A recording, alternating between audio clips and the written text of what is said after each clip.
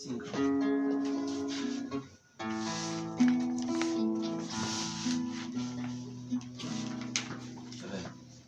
Cristo, nombre glorioso, Salvador bello, precioso Señor, Emmanuel, Dios con nosotros, pan de la vida, Cordero de Dios.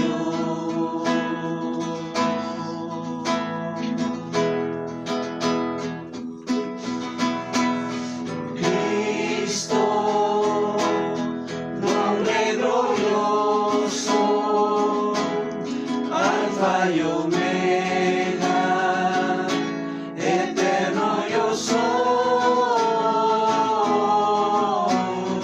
Creador, omnipotente, Rey de los siglos, el gran vencedor.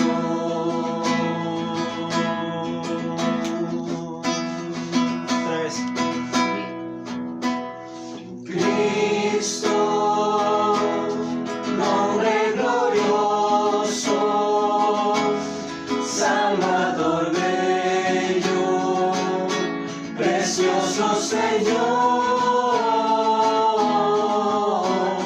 Emmanuel, Dios con nosotros, pan de la vida, Cordero de Dios.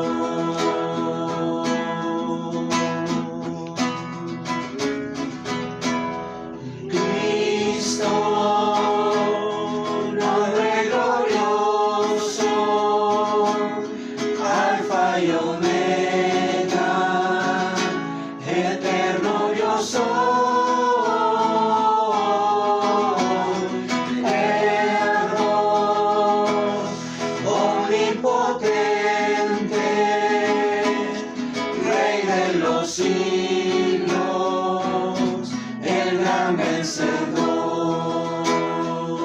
Rey de los siglos, el gran vencedor.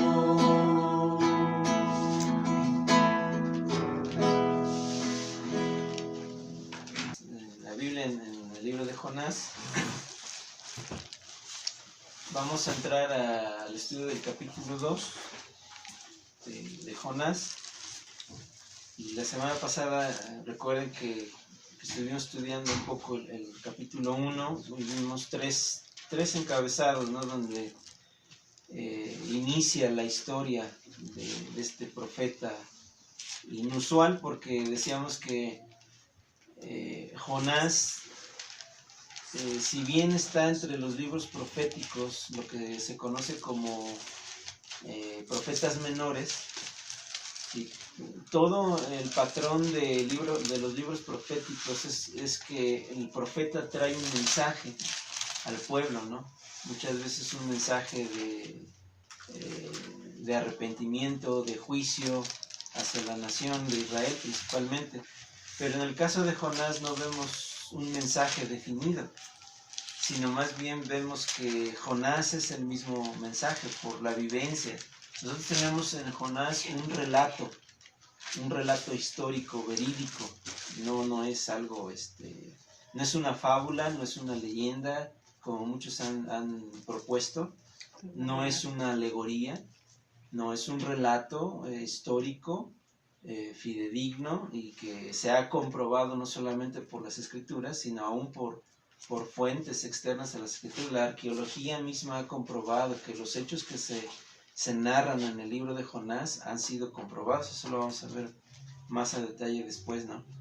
Pero vimos en el capítulo 1 primeramente la huida que pretende Jonás hacer ante el mandato de Dios, cuando Dios le manda a Nínive, la capital asiria, y cómo es que Jonás, en primer lugar, en vez de obedecer, de levantarse e ir a predicar a Nínive, él rehúsa ese llamado, ¿no? Y se va, según él, a lo más lejos para huir de la presencia de Dios.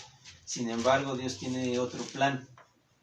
El plan de Dios es mucho mejor que los nuestros. Entonces, en este caso, Dios interviene en el versículo 4 y encontramos el primer pero que veíamos, ¿no?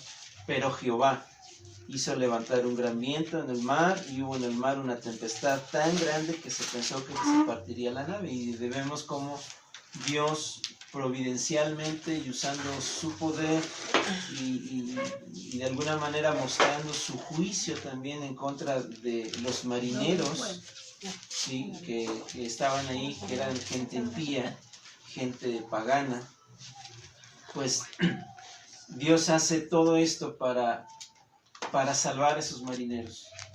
Y vimos en tercer lugar la gracia, cómo se manifiesta en la salvación de estos marineros.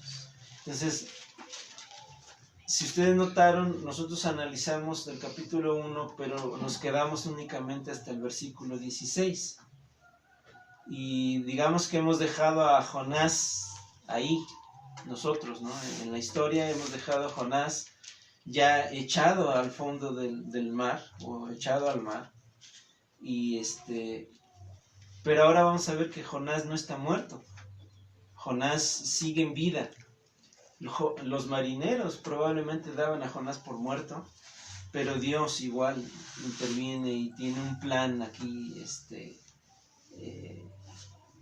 que está en acción, no solamente con los marineros, sino con su profeta, y aún queda pendiente el plan que Dios tiene con Nínive, que es la ciudad a la cual Dios le había mandado a Jonás. Entonces, leemos el versículo 17 del primer capítulo. Entonces, aquí encontramos otro pero. El pero es que dice, pero Jehová tenía preparado, ¿qué? Un gran pez, que tragase a Jonás, ¿sí? Y estuvo Jonás en el vientre del pez 3 días y 3 noches. Pero Jehová, esto es lo importante, ¿cómo es que Dios interviene en medio de la desesperación de Jonás, como vamos a ver ya en el capítulo 2, ¿sí? No se han acabado las cosas ahí, ya hubo un pero en el capítulo 1, versículo 4, pero ahora nos topamos con este otro pero, ¿sí? Y esto está indicando el control absoluto de Dios sobre las circunstancias, sobre los eventos que se están dando. En este caso, en la historia de Jonás, Dios tiene el control. Y eso ya nos habla precisamente de que todas las cosas que suceden en este mundo, todas absolutamente, Dios las tiene en control. Y esto nos debe ayudar a pasar esta situación que estamos viviendo en el día de hoy, porque constantemente olvidamos esa verdad. Y por eso nos preocupamos, nos empieza a dar miedo, nos ponemos ansiosos. ¿Por qué? Porque empezamos a desviar nuestra mirada y no nos acordamos de eso. La Biblia está llena de peros, ¿sí? Donde Dios interviene. Por ejemplo, en Efesios 2, en los primeros versículos se nos dice que nosotros estábamos muertos en delitos y pecados, que vivíamos conforme a la potestad del príncipe de este mundo, ¿sí? Conforme a los pensamientos de nuestra carne, etcétera, etcétera. Estoy citando mal el texto, pero esa es la idea. Pero en el versículo 4 encontramos un pero Dios, que es grande y rico en misericordia, con su gran amor que nos amó, aún siendo en esta situación, Él nos rescata, Él nos levanta, ¿no? Entonces, esto que Jonás está experimentando, su situación es quizás la más desesperante de todas, ¿sí? Lo que nosotros vamos a ver en el capítulo 2, y ya eso nos lleva ya a entrar en el capítulo 2. Y voy a leer todo el capítulo y después vamos a ir desglosando algunas cosas. Entonces, la lectura dice así. Capítulo 2. Entonces oró Jonás a Jehová su Dios desde el vientre del pez, y dijo, Invoqué en mi angustia a Jehová, y él me oyó. Desde el seno del Seol clamé, y mi voz oíste. Me echaste a lo profundo, en medio de los mares, y me rodeó la corriente. Todas tus ondas y tus olas pasaron sobre mí. Entonces dije, desechado soy de delante de tus ojos, mas aún veré tu santo templo. Las aguas me rodearon hasta el alma, rodeóme el abismo, el alga se enredó en mi cabeza. Descendí a los cimientos de los montes, la tierra echó sus cerrojos sobre mí para siempre. Mas tú sacaste mi vida de la sepultura, oh Jehová Dios mío. Cuando mi alma desfallecía en mí, me acordé de Jehová, y mi oración llegó hasta ti en tu santo templo. Los que siguen vanidades ilusorias, su misericordia abandona. Mas yo con voz de alabanza te ofreceré sacrificios, pagaré lo que prometí, la salvación es de Jehová. Y mandó Jehová al pez, y vomitó a Jonás en tierra. Eso es un gran capítulo, pero lo que vamos a hacer en el día de hoy, vamos no a dividir el texto como tal, pero sí podemos encontrar por lo menos 4 temas que yo he puesto, los grandes temas del capítulo 2 que encontramos, valga la redundancia, en este capítulo son 4. En primer lugar, vamos a ver cómo se manifiesta la providencia de Dios en este capítulo. En segundo lugar, la realidad de la aflicción, ¿sí?, que todos los creyentes tenemos que experimentar en un momento de nuestras vidas. En tercer lugar, podemos ver en este capítulo también nuestra actitud ante la aflicción. Y por último, 4, la gracia de Dios en medio de la aflicción. Y estos es prácticamente los temas que se involucran en la experiencia de Jonás. Sí, ahora, antes de entrar a esto, a estos encabezados y verlos poco a poco, quiero volver al versículo 17 del capítulo 1, porque aquí se narra y se presenta otro personaje a la historia. Sí, en el capítulo 2 tenemos prácticamente 3 personajes, ¿sí?, enlazado con el versículo 17. Y es, en primer lugar, Dios es el personaje principal, no es Jonás, pero Dios es el personaje principal. El otro personaje secundario vendría a ser Jonás, ¿sí? Pero ¿cuál será el tercer personaje? Cristo. Bueno, ese es el principal que está en todo el libro, ¿no? Sí, pero en el capítulo 1, 17 y el capítulo 2, ¿sí?, tenemos otro, el gran pez, ¿sí? Entonces nosotros tenemos el gran pez aquí involucrado. Y aquí es donde empezamos a notar este gran tema de la providencia de Dios. Porque dice en el versículo 17 que Dios ya lo tenía preparado a este gran pez.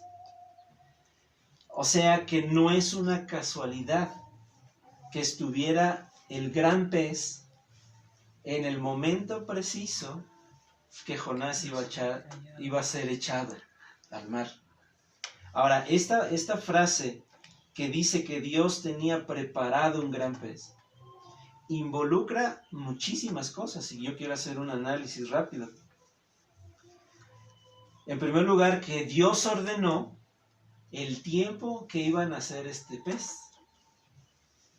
en la manera que los peces son procreados, pero Dios ordenó el tiempo exacto de su nacimiento de este gran pez. Dios ordenó su crecimiento, ¿sí? Ahora, ¿por qué no debemos comprar la idea que se ha vendido durante muchos años de que esta era una ballena? ¿Sí? Porque la Biblia no lo dice. En primer lugar, porque la Biblia no lo dice.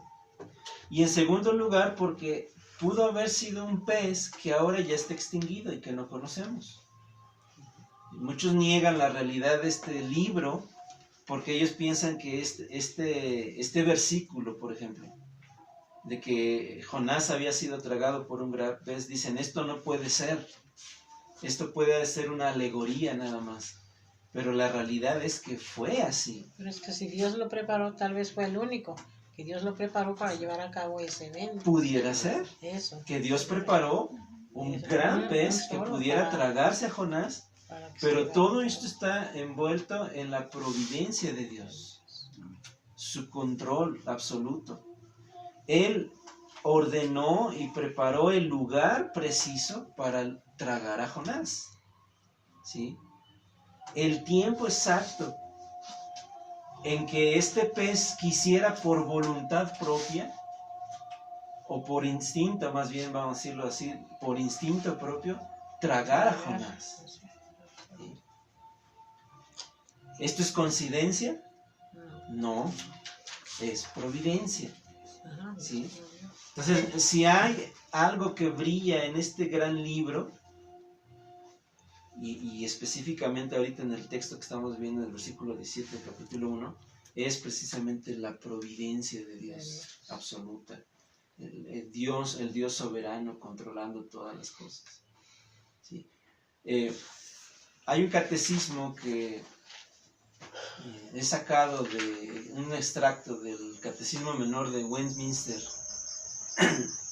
que tienen sus preguntas del 17 al 19 este tema de la providencia, y quiero leérselos. Por ejemplo, la pregunta 17 pregunta a los niños, que es el Catecismo Menor para los niños, ¿qué es la providencia de Dios? A lo cual responde este catecismo: es su sabio y soberano control sobre todas las cosas. Entonces, cuando hablamos de la providencia de Dios, debemos entender que ¿qué es la providencia? Bueno, es su sabio y soberano control sobre todas las cosas. Efesios 1:11, lo leo rápido. Dice Efesios 1:11: en él asimismo tuvimos herencia, habiendo sido predestinados conforme al propósito del que hace todas las cosas según el designio de su voluntad. Esto es la providencia. El propósito del que hace todas las cosas. Esto es Dios. Y todas las cosas cumplen ese propósito según el designio de su voluntad. Esto es la providencia. La pregunta 18 del catecismo pregunta: ¿debemos aceptar y obedecer? Escuchen bien la pregunta. ¿Debemos aceptar y obedecer la voluntad de Dios aun cuando nos es difícil? ¿Qué contestaríamos? Pues sí. Sí. El catecismo contesta correctamente: sí. ¿Por qué? Porque Él ha orquestado la situación muchas veces para humillarnos y probarnos con un propósito misericordioso. Y esto es lo que vemos en la escena que vamos a estudiar. Jonás es echado al mar, ¿sí? Pero Dios tenía todo orquestado, todo acomodado. Esa situación acomodada, ¿para qué? Para humillar a Jonás, para probar su fe. Y esa prueba humillante, difícil, aflictiva, tenía un propósito misericordioso para su hijo. Pero no solamente para Jonás, su siervo, su profeta, su hijo, para Nínive, una ciudad pagana. Entonces vean. Pregunta número 19 del catecismo: ¿escapa algo de la providencia de Dios? No. ¿No? Y eso es lo que contesta el catecismo. No, incluso los detalles más pequeños de lo que pasa, todos son parte de su plan. Todo, absolutamente todo. Todo es parte de su plan. Entonces, volviendo al texto, Dios ha preparado ese gran pez y Jonás es tragado por el pez. Y un pastor, recojo el comentario de un pastor: mientras Jonás sube un barco hecho por hombres para desobedecer a Dios, ahora Dios le pone en un barco hecho por Dios para que le obedezca. ¿Sí? En el capítulo 1 se dice que Jonás pagó su pasaje, ¿se acuerdan? Sí. Sí. Y en este otro viaje no va a pagar nada. Es gratuito. Pero lo va a llevar a donde Dios quería que llegara, ¿no? Y que fuera.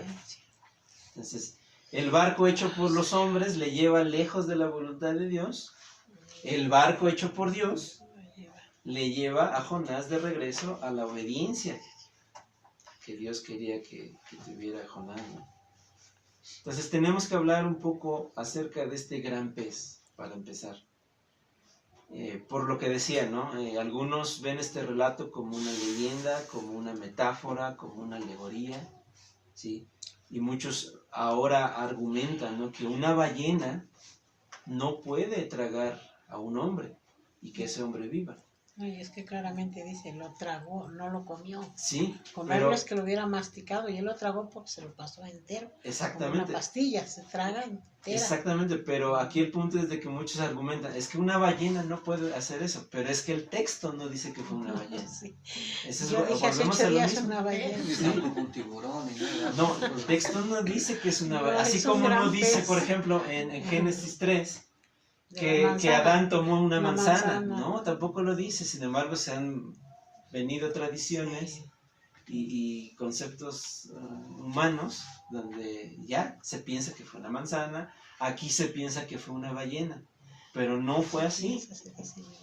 Un gran pez, perdón, no explica a detalle qué tipo o especie de pez sería, porque el texto dice un gran pez. Como decía la hermana, podía ser un gran pez que Dios diseñó únicamente para este evento. Pudiera ser. Ahora, en nuestros días, lo más cercano a esta idea del gran pez es estos peces que se llaman cachalotes. ¿Sí? Son una especie bueno, similar a la ballena, pero es un pez mucho más grande. Y según estos animales, tienen la capacidad de tragarse a una persona completamente. Esto ya pasó en 1891.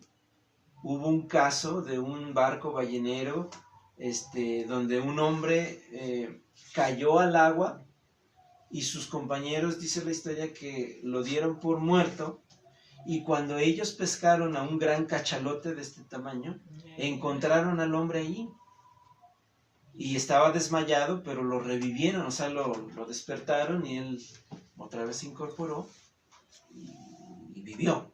Entonces este es un ya dato histórico cercano a nuestra historia o a nuestros tiempos, donde ya hay evidencia de que sí es posible.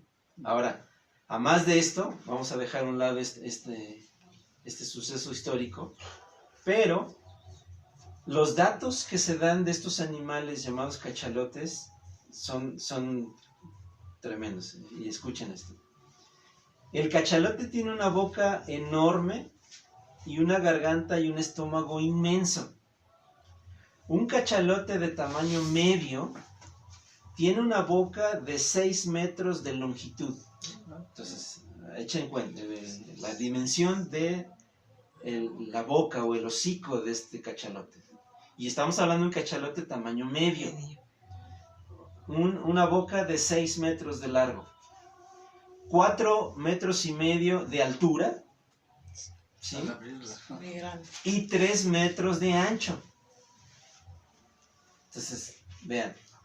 Aún viendo los datos científicos de esto, no hay nada de extraño entonces que un gran pez tragara entero a Jonás, como decía la hermana también, sin masticarlo, ¿sí? Y que pudiera estar dentro de su estómago 3 días y 3 noches, como dice el texto. Entonces, aquí el problema no es científico, el problema es teológico. ¿Por qué? Porque si la Biblia lo dice, nosotros debemos creer. Porque Dios así lo hizo. Fue real, ¿sí? y eso. O sea, Los sucesos milagrosos de la Escritura los creemos por fe, porque Dios es un Dios todopoderoso, porque nuestro Dios es soberano, porque Dios es todo sabio y Él puede hacer cualquier cosa. Ese es, un pastor antiguo también llegó a decir, aun si la Biblia nos dijera que Jonás se tragó al pez, nosotros lo creeríamos, porque es la palabra de Dios. Sí, porque si Dios dice que Él es la verdad, Sí, no puede hablar mentira. exactamente. No es el caso, obviamente. Aquí se nos dice que el gran pez tragó a Jonás. Entonces, esto no es una metáfora, vuelvo a repetir, no es una alegoría, no es un ejemplo, no es una imaginación o leyenda, no. Aquí vemos el texto tal como está escrito y lo creemos que un gran pez se tragó a Jonás. Se lo tragó. Y esto con un propósito misericordioso que Dios tenía con su profeta y también con la ciudad de Nínive. Y anteriormente vimos también con los marineros que eran probablemente fenicios y paganos. Bueno, ahora vamos a entrar ya de lleno a nuestro texto del capítulo 2 y vamos a ver un gran milagro aquí ahora. El gran milagro. Y aquí es donde entramos ya a estos tres aspectos o tres temas que yo espero que ustedes vayan descubriendo en lo que vamos leyendo y vamos analizando. Ustedes van a encontrar el tema de la realidad de la aflicción de los creyentes, en este caso del profeta, la actitud que tiene Jonás ante esa aflicción y en este caso cómo la gracia de Dios se manifiesta en medio de las aflicciones de sus hijos. Entonces, primero vamos a ver el gran milagro, porque el gran milagro no fue que Jonás se lo tragara un gran pez y luego lo vomitara, como vemos al final del capítulo, sino que el gran milagro que encontramos está en el mismo Jonás. En el mismo Jonás. El pez solamente estaba obedeciendo las órdenes de su creador. Dios es dueño de toda la naturaleza y eso se muestra en todo el libro de Jonás. La naturaleza obedece a la voz de Dios. Por ejemplo, los vientos y las olas obedecieron a la voz de Dios.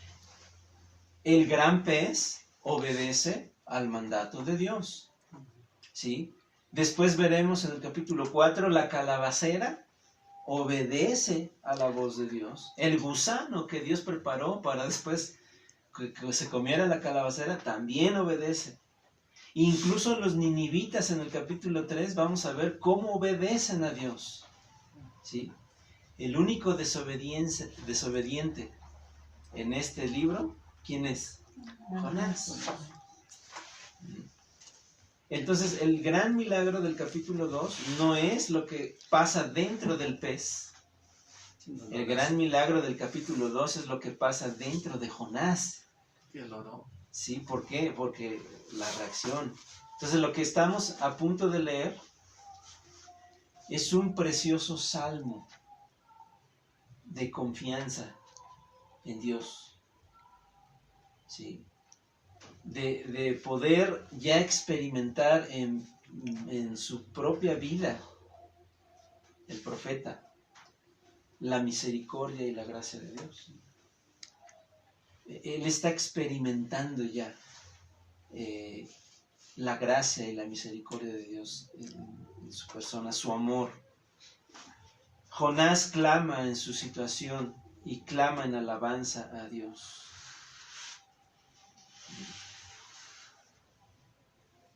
Y bueno, si ustedes conocen el libro, nosotros tenemos en el capítulo 2 un Jonás distinto. En el capítulo 1 tenemos un Jonás desobediente que quiere huir de la presencia de Dios. En el capítulo 3 tenemos un Jonás que va de mala gana a Nínive. Sí, lo vamos a ver la semana que entra, si Dios permite. Y en el capítulo 4 tenemos un Jonás enojado. Un Jonás que está haciendo berrinche porque se le seca la calabacera y porque Dios no está castigando a Nínive. Pero en el capítulo 2 tenemos un Jonás que brilla. La fe de Jonás brilla, ¿sí?, en su esplendor. Clama a Dios con todas sus fuerzas. Siente él la cercanía de Dios. Dios está escuchando su clamor. Y eso es lo que vemos en este capítulo, ¿no? Entonces, lo que vamos a hacer y lo que vamos a ver es de que Jonás en este capítulo empieza a citar varios salmos. Y muchos han llamado, como comentaristas han dicho que esta oración de Jonás, él está orando la palabra de Dios. Y básicamente él está orando varios salmos. Él hace una recopilación de varios salmos y la hace su oración, ¿sí? Y vean, por ejemplo, en el versículo 2. Invoqué en mi angustia a Jehová y él me oyó, desde el seno del Seol clamé y mi voz oíste. Entonces, Jonás está diciendo, gracias Señor por salvarme. Ahora, pero en el versículo 1, ¿dónde está Jonás? Está dentro del pez. ¿Sí? Todo el capítulo lo dice entonces dentro del pez. La oración de Jonás es dentro del pez. Ahora, igual, usemos nuestra imaginación y vamos a acompañar a Jonás en el vientre del pez. Supónganse que ustedes están al lado de Jonás. ¿Cómo se imaginan esos momentos? Angustiado porque ya estaba dentro, él vio el peligro, pero aún ahí estaba clamando a Dios, que había ido al mar, no murió, Dios lo rescató, estaba seguro dentro del pez. Quiero un poco de detalles. Norma, ¿qué nos puedes decir? ¿Cómo te imaginas tú acompañando a Jonás en el vientre del pez? Pues estaba desesperado Jonás porque ya se veía dentro del vientre. O sea, angustiado, desesperado, miedoso. Ajá. ¿Cómo sería? Pues es que en un medio totalmente fuera de lo común, ¿no? Líquidos, todo. Colores, Oscuro. oscuridad. No hay luz ahí. No hay luz. No está sentado. Ruidos del vientre del pez, ¿no? No está sentado o no está hincado orando. Probablemente En inestable. movimiento. Inestable. Probablemente mareado. ¿Sí? Maloliente del estómago. Probablemente sentía que se le acababa el oxígeno. Probablemente. Ya Pero está adentro. vivo. Está vivo. Está vivo. Y por vida. eso él da gracias a Dios por ser salvado. Pero está dentro del Sobre pez. todo precisamente Entonces, por eso, porque él estaba vivo Exactamente. y aún sabiendo que está dentro de, ¿Y sí, de de qué modo? un animal, vamos. ¿De qué modo salía? ¿No? Ahora fíjense. Está en una gran aflicción. Y en medio Sí. del mar. Pero él está no quejándose, Está clamando a Dios. pero él está dando gracias y alabanza a Dios por su salvación. Entonces aquí está, hay una realidad de aflicción en los creyentes. Sí, todos vamos a pasar por aflicciones, unas más fuertes que otras. Sí. ¿Cuál será nuestra actitud ante la aflicción? Porque muchos podemos reaccionar mal, enojándonos, ansiosos, preocupados, preguntándole a Dios por qué a mí. Pero la reacción de Jonás es otra. Sí, él da gracias por su salvación. Jonás está dentro del pez y está reconociendo la gracia y la misericordia de Dios, porque el hecho de estar en el vientre del pez, Sí. eso es su salvación. Ha sido rescatado de las aguas. Entonces, de manera que el pez no es un castigo para Jonás, sino más bien es la gracia Gracias a Dios. manifestada de Dios. Ahí entra En el un mal, pero realmente es un bien, ¿no? Aparentemente un mal Pero que es Dios bien. está usando para bien. para el bien de sus hijos. El pez entonces era el instrumento de Dios para rescatar a su profeta, para liberar a su profeta. Se puede relacionar con el Romanos 8:28, donde dice que... Exactamente, vamos a ver de ese texto, pero quiero que hagamos un ejercicio aquí. Tengo aquí la recopilación de los salmos citados. No los busquen, se los voy a leer. Y quiero que ustedes noten dónde se mencionan en los versículos del capítulo 2 estos salmos. Ustedes vayan siguiendo la lectura y los van a identificar. ¿Sí?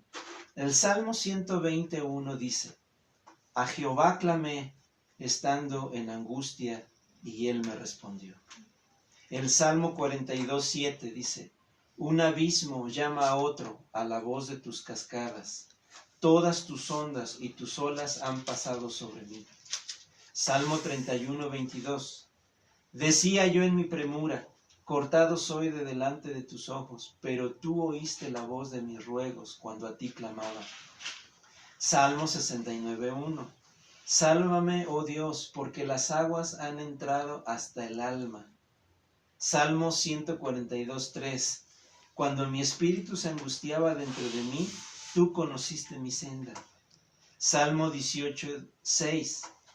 En mi angustia invoqué a Jehová y clamé a mi Dios. Él oyó mi voz desde su templo, y mi clamor llegó delante de él a sus oídos. Salmo 31:6. Aborrezco a los que esperan en vanidades ilusorias, mas yo en Jehová he esperado. Salmo 16, versículos 17 y 18. Te ofreceré sacrificio de alabanza e invocaré el nombre de Jehová.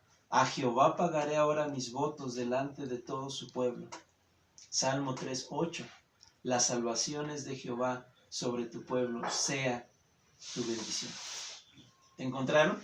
Todo. Sí. La oración de Jonás es una recopilación de los salmos y son cánticos de alabanza. El Salmo 3:8 es el último. Sí, Sí. es el de ofrecer el sacrificio, las salvaciones de Jehová. Ahora El bien, 16 es el de... por ejemplo, en el versículo 5, vamos ahora a adentrarnos a la... ¿Por qué Jonás ora esto? Porque vean en el 5, las aguas me rodearon hasta el alma, rodeóme el abismo, el alga se enredó a mi cabeza. ¿Qué está expresando con este salmo y lo que él vivió? No sabemos, el texto no nos lo dice, pero yo puedo sugerir que Jonás no sabía nadar. Y él se estaba yendo a lo profundo del mar. El mar. Él se estaba ahogando dentro del mar. Me echaste a lo profundo de... Sí. En medio de los mares. Esto nos muestra entonces, en el versículo 5, que él estuvo un tiempo entre las olas, se estaba hundiendo en la oscuridad, a punto de morir, ahogado. Y él lo menciona como el mismo Seol, el lugar de los muertos. Por ejemplo, aquí hay personas, no digo quién, pero que nos da pánico el agua, el mar. El imaginarse hundirse en el mar, ya el hecho de pensarlo ya estaban entrando en pánico, ¿sí? Y Jonás es esa experiencia, él lo menciona como el Seol. Ya Jonás está viendo muerto prácticamente y sin esperanza. Él literalmente se está viendo como sepultado en el profundo del mar. En el versículo 4, él dice: desechado soy de delante de tus ojos. Como profeta he sido un fracaso. Yo sé que por lo que he hecho ya he sido desechado, Dios. Pero vean la fe de Jonás. La confianza que La tenía confianza en el Dios de su Mas salvación. aún veré. Mas aún veré tu santo templo. Y esto apliquémoslo, hermanos. Podemos estar en la situación más difícil, pero lo que Dios quiere probar es la fe. Dios no quiere la salud de Jonás. Dios no quiere la comodidad de Jonás. Dios quiere probar la fe de Jonás. Y por eso decimos que Jonás del capítulo 2 es un Jonás que brilla. Un Jonás que es hermoso. Es restaurado. Es restaurado. Y él está expresando estas palabras de confianza. Él sabe, sí, que su labor como profeta ha sido un fracaso, un desastre. pero la confianza de él es que la salvación viene de parte de Dios. Y él dice, más aún veré tu santo templo. Él tiene la confianza de que él estará adorando al Señor. Él está entendiendo ahora la gracia de Dios, que no depende de si eres o no eres un buen profeta. La gracia de Dios no depende de lo que hacemos nosotros. La gracia depende enteramente de quién es Dios. Mas aún así veré tu santo templo. Entonces, Jonás está entendiendo que el vientre del pez no es el final. No es parte del castigo, más bien es parte de la operación de rescate que Dios está usando. Entonces podemos decir también que desde la tumba Dios le está fortaleciendo su confianza en Dios o en Él. En que en su tiempo, confiando en su providencia, en su angustia, esto va a pasar. Jonás está mostrando esa confianza. Y nosotros ahora de la misma manera. Esta pandemia o esto que estamos viviendo, podemos empezar a verla cada vez más gris y quizás más oscura. Cuando, si Dios así lo ha determinado, empecemos a ver infectados ya a nuestro alrededor. Cuando empecemos a ver que, esto sí es verdad, la gente se está muriendo en el pueblo. Quizás algunos de nosotros tengamos que pasar por esa enfermedad o cosas peores. Nosotros debemos confiar en la providencia de Dios. Y debemos confiar en la salvación de nuestro Dios. Y que esto va a pasar. Que esto va a pasar. Va a ser un tiempo, pidámosle a Dios que Dios acorte este tiempo. Pero va a pasar. Aún si tuviéramos que morir. ¿Sería nuestra derrota? No, más bien sería nuestra victoria. Si la fe es mantenida en nuestro Dios. Entonces, este es un salmo de salmos, como muchos lo han dicho, el salmo de Jonás. Esto es similar a lo que Pablo y Silas experimentaron en la cárcel, golpeados en una cárcel horrible, y en la noche ellos empiezan a cantar al Señor.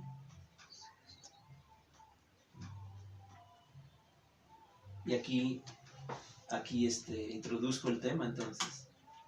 ¿Cuál es nuestra actitud ante la aflicción? ¿Cómo estamos respondiendo a la aflicción? Normalmente, cuando hay una aflicción, no nos dan ganas de cantar. ¿Pero por qué? Porque empezamos a ver la aflicción, empezamos a ver la prisión donde estamos, pero no estamos viendo a Dios detrás de esa aflicción. Jonás está viendo a Dios. Él está alabando a Dios a pesar de esas circunstancias en el vientre del pez. Ahora, otro asunto, un detalle aquí. Volviendo a ese ejercicio de imaginación, si yo ustedes estuvieran con Jonás allí, ¿qué es lo que les gustaría tener en esos momentos con ustedes?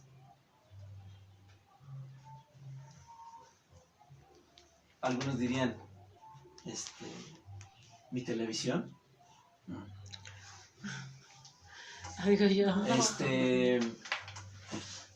Mi tablet, ¿no? mi celular.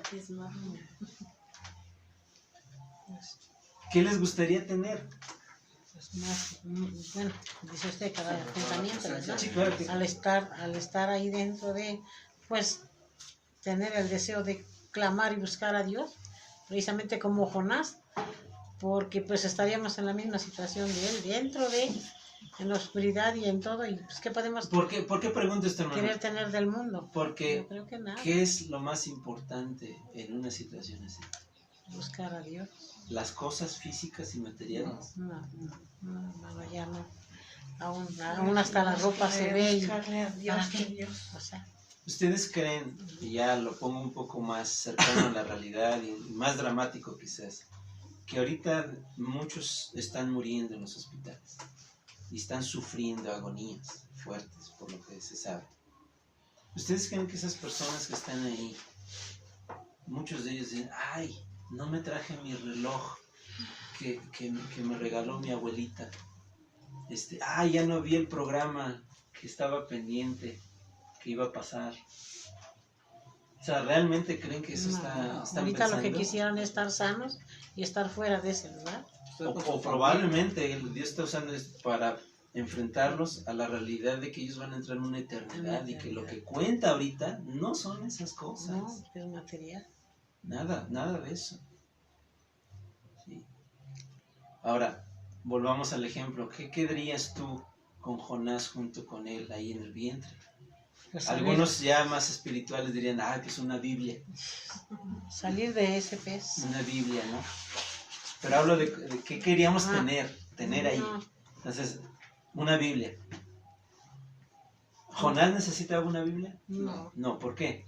Porque su confianza estaba en Dios y clamaba al Y él conocía la palabra. Porque Jonás palabra. mismo tiene una Biblia dentro de Jonás, Dentro de su corazón. en su corazón, y es ahí donde aplicamos lo mismo. Nosotros que tanto nos llenamos de la palabra, porque si vamos a pasar por situaciones así.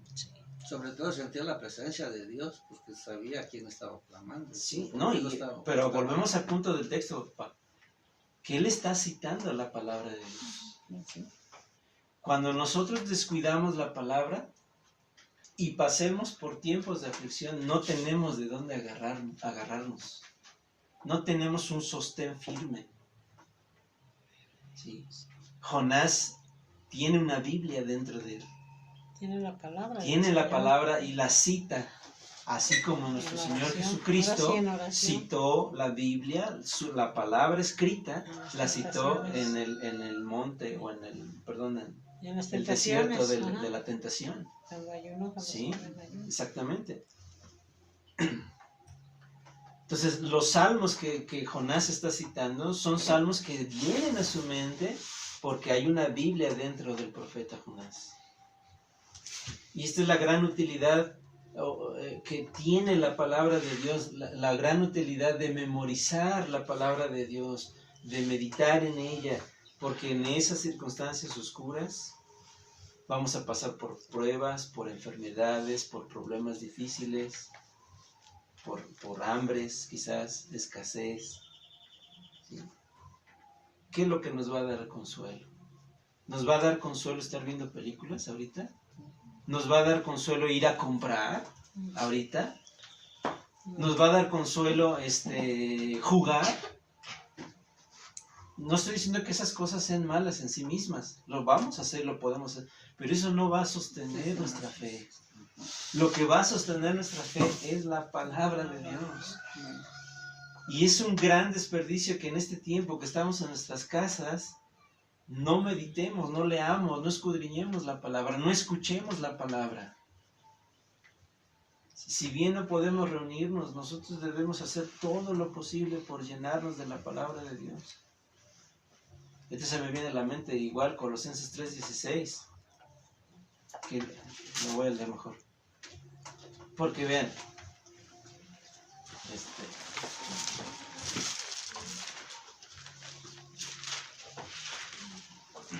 Colosenses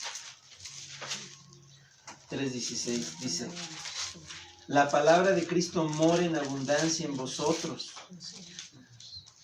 ¿Qué debe morar en abundancia en nosotros? La palabra de Cristo. Enseñándoos y exhortando unos a otros en toda sabiduría. Y vean cómo entrelaza el apóstol, cantando con gracia. ¿Por qué Jonás canta prácticamente este salmo en el vientre del pez, que es la aflicción fuerte de él?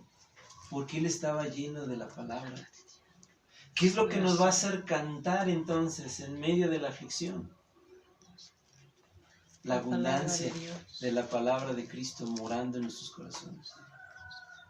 Cuando no abunda en nosotros la palabra de Dios en nuestros corazones, nosotros no vamos a poder elevar una canción de alabanza en medio de la aflicción. No es posible.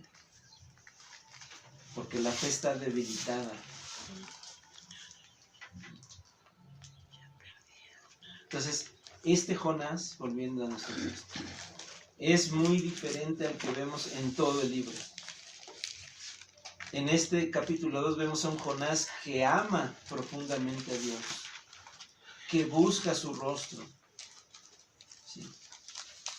Y este Jonás que tenemos en el capítulo 2 nos apunta y es muy parecido a nuestro Señor Jesucristo, el protagonista de este libro y de toda la Biblia.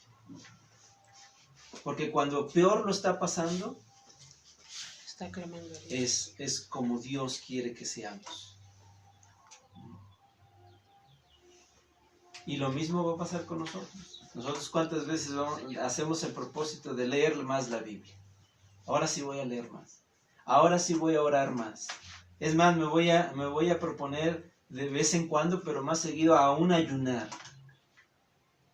¿Sí? Y hasta que no estamos en medio de una aflicción, de una enfermedad, de una angustia, de una prueba, es cuando lo empezamos a hacer. Y esto es lo que está pasando. Cuando peor lo pasamos, somos más eso que Dios quiere que seamos, como vemos en el profeta Jonás.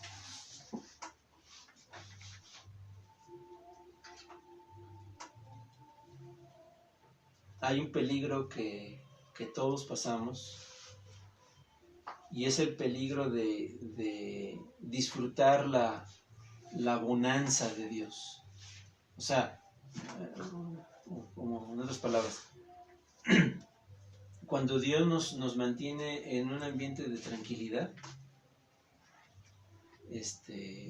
estamos sanos, nuestras necesidades están suplidas, a lo mejor hasta hay más, hay un poco de riqueza en nosotros, todo marcha bien.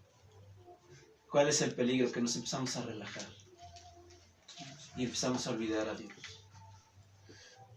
Aún en este tiempo ahorita de la situación que estamos viviendo, hay momentos como aquí no está pasando nada, la vida aparentemente ha seguido normal, seguimos trabajando, seguimos saliendo, podemos salir acá, podemos ir a comprar allá, como que no pasa, y como que, no sé si les pasa a ustedes, a mí me ha pasado, como que nos empezamos a relajar. Y como que nos olvidamos. Como que nos olvidamos de la situación. Y, gracias Señor, sí, pero nos empezamos a relajar y descuidamos la oración, descuidamos la lectura de la palabra, descuidamos la lectura de buenos libros, descuidamos las cosas espirituales. Y Dios tiene que hacer algo.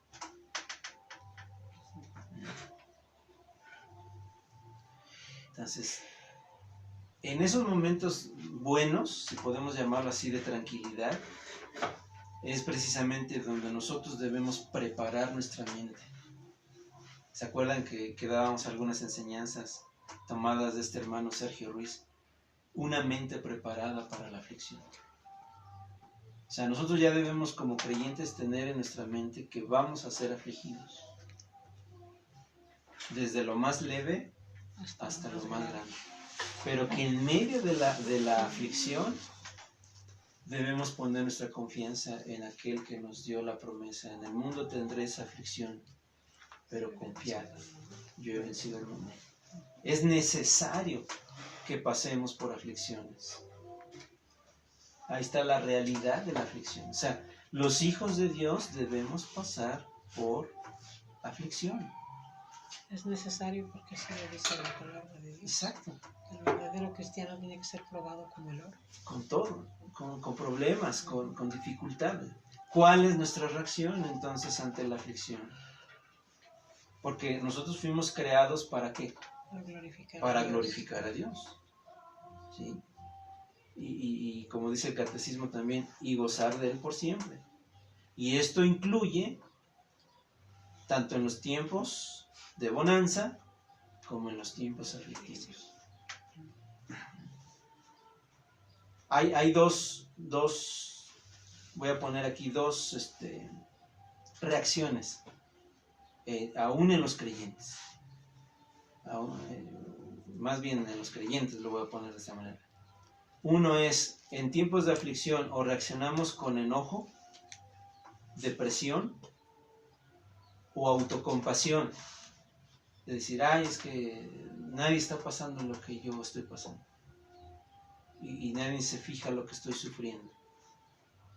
Esa es una posible reacción de los creyentes. En la aflicción podemos reaccionar con enojo, depresión o autocompasión. O, lo contrario, o respondemos con humildad, con gozo y con confianza. ¿Cómo está reaccionando Jonás? Confiando en Dios. Con humildad. Él está consciente en el versículo 4. Él está consciente de lo que él había hecho. No había sido del agrado de Dios. Pero a la misma vez, él está reaccionando con confianza. Desechado soy de delante de tus ojos, mas aún veré tu santo templo. Entonces, es ahí donde nosotros debemos meditar en cuáles son nuestras reacciones. Ahora vean,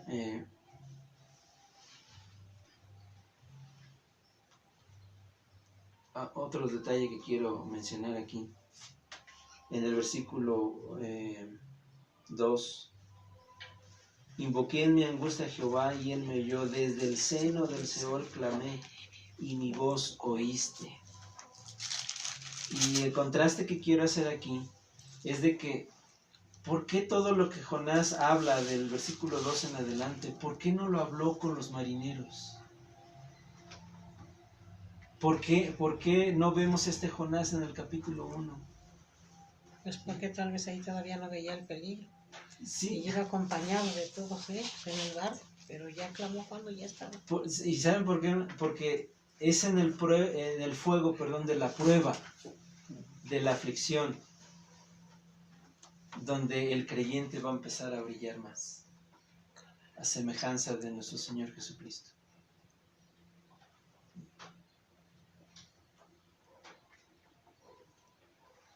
Por otro lado, Jonás está reconociendo que aún las situaciones difíciles, las dificultades vienen de parte de Dios. Y esa es la madurez espiritual que nosotros deberíamos anhelar. Que cuando vienen los problemas, viene la aflicción, viene la prueba, nosotros sepamos que esto viene de parte de Dios. Esto viene de Dios. Vean en el versículo 3. Me echaste a lo profundo. No dice que los marineros lo echaron. No, él está consciente que Dios le echó a lo profundo en medio de los mares. Todas tus ondas y tus olas, vean, tus ondas y tus olas pasaron sobre mí.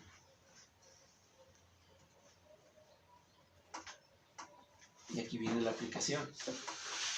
Cuando todo está tranquilo, cuando vemos la bendición de Dios en nuestra economía, en nuestros alimentos, en nuestra salud, es fácil reconocer que eso es una dádiva de Dios.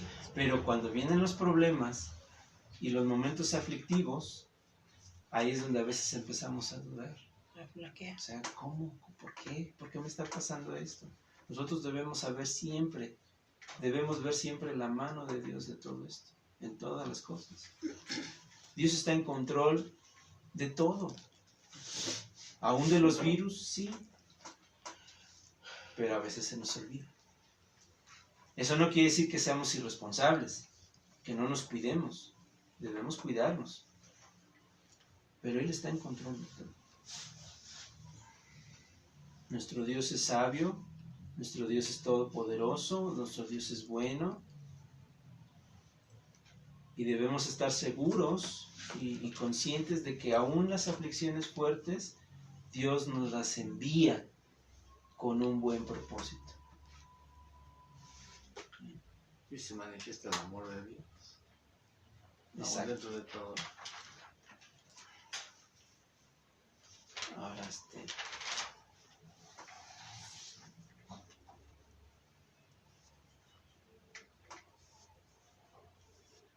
si estamos en una aflicción, si estamos pasando ahorita por problemas difíciles, la pregunta sería, ¿estamos viendo la mano de Dios verdaderamente detrás de todo esto? ¿O estamos quizás acariciando la idea de que Dios nos está abandonando?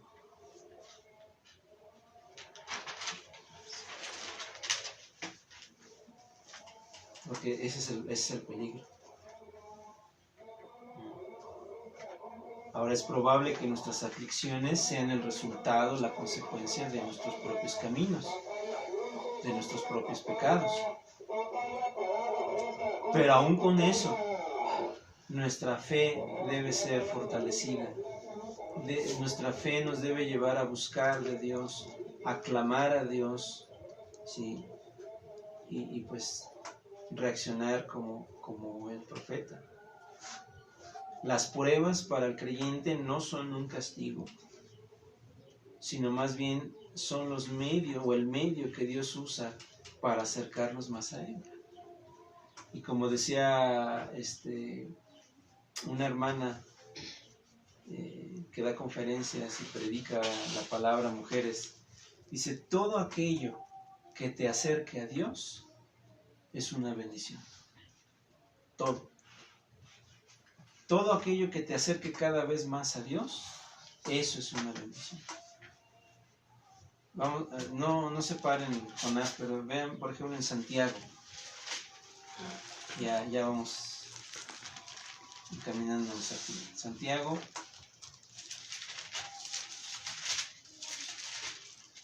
Este 5.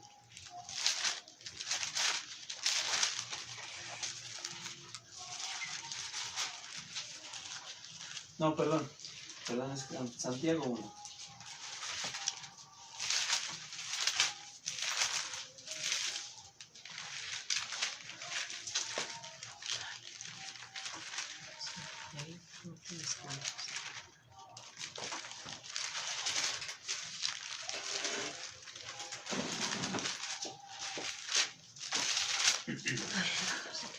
Santiago 1. Ya lo estoy viendo.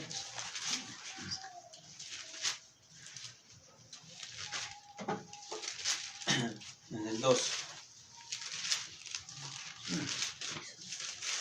¿Quién lo quiere leer del 2 al 5? Bueno, perdón, hasta el 6. Hermanos míos, tened por sumo gozo cuando os halléis en diversas pruebas, sabiendo que la prueba de vuestra fe produce paciencia. Mas tenga la paciencia su obra completa, para que seáis perfectos y cabales, sin que os falte cosa alguna. Y si alguno de vosotros tiene falta de sabiduría, pídala a Dios, el cual da a todos abundantemente y sin reproche, y le será dada. Pero pida con fe, no dudando nada, porque el que duda es semejante a la onda del mar, que es arrastrada por el viento y echada de una parte a otra. Hay mucho aquí, pero solo quiero mencionar lo que el apóstol está diciendo. Hermanos míos, tened por sumo gozo. No está hablando de un gozo medio, trivial, no. El máximo gozo. Cuando os halléis en diversas pruebas. Y es como si le dijéramos a Jonás en el vientre del pez, eres dichoso y gózate. Y Jonás lo entendió así. Jonás lo entendió así por la oración que él hace. ¿Sí? Pero ¿cuántos de nosotros en medio de la aflicción no encontramos gozo? ¿Pero por qué no lo encontramos? Volvemos al punto, porque no estamos llenándonos de la palabra de Dios. No estamos reaccionando bien. Ahora aquí se menciona, ¿no? Por ejemplo, de la prueba de vuestra fe produce paciencia, otro fruto del Espíritu que Dios quiere obrar en nosotros, se involucra la sabiduría, y vean en el 6, la fe está ahí, la fe es la que está siendo probada, pero el punto es de que la reacción de los creyentes maduros, ante la aflicción es el gozo, es la fe fortalecida en Dios, quien ha de salvarnos. Ahora, regresando ya al texto de Jonás. Jonás está experimentando un nuevo nacer, por decirlo de esta manera, y lo vemos en el capítulo, el versículo 2 al 6, es prácticamente un testimonio de conversión, en el sentido de lo que él está pasando. Me echaste en lo profundo y en medio de los mares, y me rodeó la corriente, todas tus ondas y tus olas pasaron sobre mí. Entonces dije, desechado soy de delante de tus ojos, mas aún veré tu santo templo. Las aguas me rodearon hasta el alma, rodeóme el abismo, el alga se enredó a mi cabeza, descendí a los cimientos de los montes, la tierra echó sobre sus cerrojos, sobre mí para siempre. Y ahora vean, mas tú sacaste mi vida de la sepultura, oh Jehová, Dios mío. Él ha pasado de la muerte a la vida. Mas tú sacaste mi vida de la sepultura. Y Jonás está alabando al Señor, porque Él ha sido soberano aún sobre su muerte. Versículo 8. Los que siguen vanidades ilusorias, su misericordia abandonan. Mas yo, con voz de alabanza, te ofreceré sacrificios, pagaré lo que prometí, las salvaciones de Jehová. Ahora, fíjense, ¿por qué no citó este versículo 8, a los marineros, quienes adoraban otros dioses y estaban clamando a otros dioses? No lo hizo. ¿Por qué? Porque Dios tenía este propósito de llevar a Jonás a esta situación para que la fe de Jonás fuera pulida. Jonás se consagra a Dios nuevamente en el versículo 9. Él renueva sus votos a Dios. Y él concluye su oración con esta frase que trasciende no solamente el libro de Jonás, sino trasciende en toda la Escritura. Esta frase que Jonás menciona, que es citada también de los Salmos, esta trasciende toda la Escritura. La salvación es de Jehová. La salvación es del Señor. Y Él es soberano en la salvación. Dios salva a quien quiere, y como quiere, y cuando quiere. Él es soberano para salvar. Y Él lo va a demostrar. Dios va a demostrar esto más adelante con los ninivitas. Ahora concluimos. Porque el versículo 10 nos da una esperanza a los creyentes también de que pasaremos por aflicciones, pero Dios tiene el propósito bueno en nosotros. Dice el versículo de Jehová mandó al pez y vomitó a Jonás en tierra. Y otra vez, providencialmente, ¿qué hizo el pez? Obedecer la voz, el mandato de Dios de tragar a su profeta y llevarlo a costa otra vez. ¿Sí? No lo llevó a Nínive, lo llevó a costa lo más cercano, pero no lo vomitó en las profundidades del mar, no lo vomitó a kilómetros de la playa. No, el pez lo vomita en tierra. Y al tiempo que Dios. Al tiempo que Dios quiso. ¿Cuántos días estuvo Jonás en el vientre? 3 días y 3 noches. Jonás vuelve a apuntar a nuestro Señor Jesucristo. El Evangelio. Te iba a decir. El Evangelio como muchos han dicho, el Evangelio según Jonás, aquí está. Que este mismo suceso, el Señor Jesucristo lo expresa en Mateo, no recuerdo el capítulo. Jonás entonces nos vuelve a apuntar a Cristo, a la cruz de nuestro Señor Jesucristo, y a esos 3 días que el Señor estuvo en la sepultura, ¿sí? Donde no había habido nadie antes. Ese sepulcro era nuevo, destinado para el Señor Jesucristo. Así como ese gran pez era único, destinado para Jonás. ¿Sí? Y esos 3 días para salir victorioso y darnos buenas nuevas. El Evangelio reflejado lo vemos aquí. Jonás sale de ese vientre, de ese pez, para dar las nuevas de salvación a la ciudad de Nínive. Nuestro Señor sale de esa tumba para darnos la buena nueva de que el pago fue recibido por el Padre, de que tenemos la esperanza de estar con Él. Y aquí vemos el Evangelio, otra vez. Jonás saliendo de lo más profundo del mar y a la misma vez apuntando al Señor Jesucristo, también saliendo de la misma muerte para darnos vida y para darnos su mensaje de salvación. Este es el gran capítulo 2 de Jonás. Entonces yo espero que hayamos visto estos temas. Ahora no dividimos el texto como tal en un bosquejo, pero los temas están allí. La gracia manifestada en medio de la aflicción es de que Dios finalmente cumple sus propósitos, ¿sí? Para que Él sea glorificado. Jonás lo entiende, nosotros debemos entenderlo así, porque Dios es soberano en todas las cosas. Y Él está en control de esta situación, está en control de nuestras vidas, y quiera Dios que nosotros fortalezcamos nuestra fe en estas grandes verdades de la palabra. Entonces, oremos, vamos a orar. Le voy a pedir a mi papá ahora sí. Bendito Dios y Padre, mil gracias te damos una vez más, Señor, tu bendita palabra, Señor, y este tema, Señor, que hemos escuchado, Señor, que refleja tus atributos, Padre, sobre todo, Señor, tu bondad, tu misericordia, tu gracia. Y gracias, Señor, porque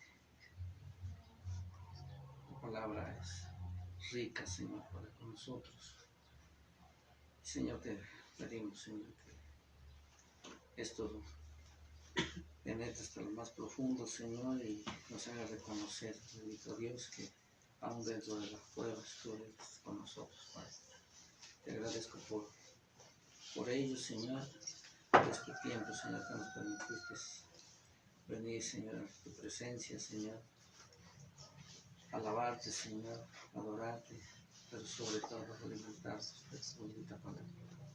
Te agradezco por ello, te agradezco por la vida de todos y cada uno de los que estamos aquí, y así mismo, Señor, una vez más, Señor, te agradezco por la vida de todos y cada uno de mis hermanos de esta iglesia local aquí en La Chica, como muchos hermanos que conocemos, Señor.